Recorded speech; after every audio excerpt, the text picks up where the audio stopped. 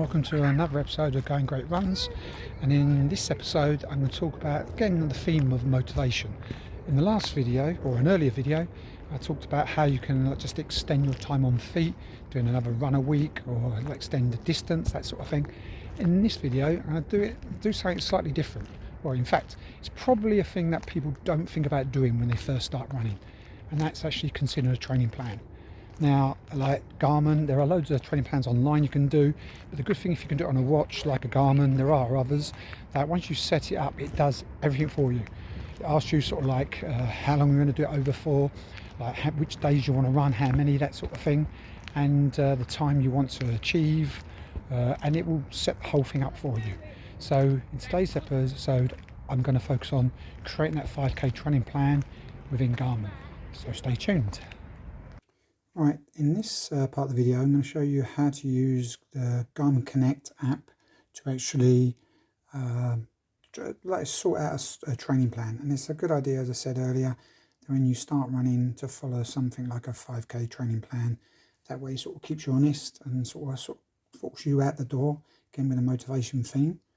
Right, so this is Garmin Connect. You install it on your phone and it links with your watch. So you just press More. Then you go down to Training Plans. Then you go to Garmin Coach Plans.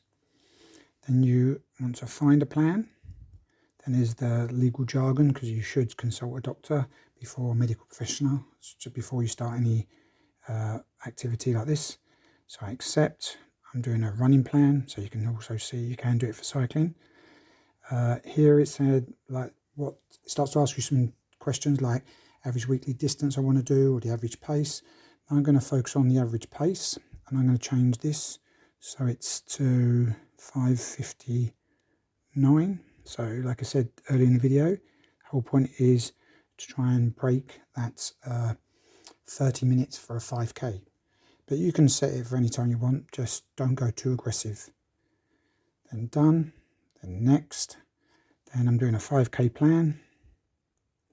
Next. Then I'm doing the run, walk or run, whichever you fancy. Now I'll take it as run, walk. Now I'll go for the run. Then you'll get a list of coaches. Now for me, when I first started, my very first plan was by Jeff Galloway, and he is the one that does about the run, walk, run. He's famous for it. So I'm going to say you can select a plan from either of the other two coaches, but I'm going to select this one because I think it's a very good one.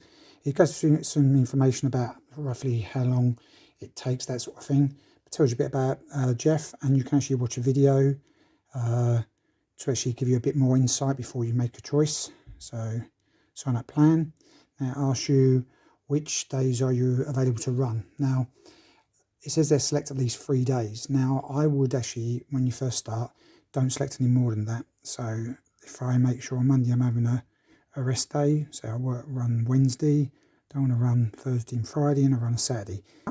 But rest day between Saturday and Sunday. But you can work it yourself how you best like it. Obviously weekends away from work, you've got a bit more time, hence why I like to have it Saturday being a part run, Sunday being a long run. So next. Then it says, what would you prefer for your long runs? As I already alluded to, I always choose a Sunday. You can choose whatever day you want, whatever fits in your plan. Then here, race or achieve a milestone. Well, the idea of breaking 30 minutes for a 5k is actually trying to achieve a milestone. So next, then just clarifying that this is what I'm choosing. So next, then I don't really need to know the weather, so location's not a problem for me. Next, then it sets up your schedule. So it says set a date for your goal. So it's already picked out the 2nd of May. So it's indicating realistically that's the length of time it's going to take. Now, as of today, we're in towards the end of February. It's about the 21st of February today. So it gives you an indication of how much sort of time they recommend. So I press next. Then if your information below looks correct, you're all set to start training, where basically we just put it in. You can just check over it and then create plan. And then got it. And it will then show you like your benchmark run. So when you look at the benchmark run, that will tell you what you expect to do it, and it starts off slow. Obviously, it's an indication of what you're doing, but as it says here, you're doing a 2-minute warm-up, then you're running for 5 minutes, and it says there for strong, like walk if you need to. So it's not telling you to kill yourself.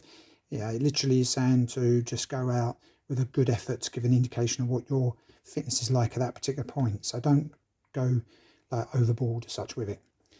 Just go back. Now it shows you the weekly schedule. It shows you, obviously, this is the week leading up today. Today's a Saturday, so it's expecting me to bench run today. I can look at the week ahead.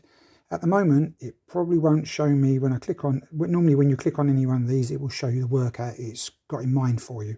But at the moment, because I haven't done the benchmark, as you say, tapping it doesn't work. But once you've done that benchmark, and that's the good thing about the Garmin, it recalculates based on what you've previously done.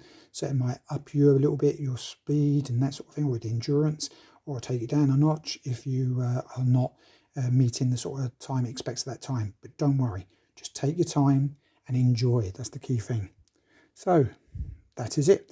Now, there is an alternative. Adidas have a free app. Now, I believe most of these features are free, and realistically, when you record your run, if you link this with your phone, it gives you points, which gives you a premium subscription anyway at a certain point. But realistically, I think these are all in the free version. So from here, you would just go to progress, and you'll see training plans, show more, and then obviously I want to see all training plans, and hopefully it comes up. So there's different types of training plans, but obviously 5k a beginner, it says that it's going to take 5 to 16 weeks. So click on that, and it will give you an indication. It goes through the same sort of idea as the Garmin, what your goal is, that sort of thing, how many days you can run on, this sort of thing. So it's similar sort of thing.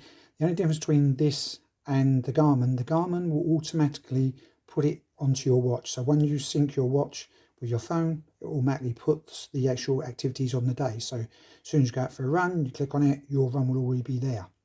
Doing it this way, once it tells you what your run is, you'll have to create the run yourself within Garmin. You can do that in the Garmin Connect app. You can create runs. Maybe show that in another video if you're unsure.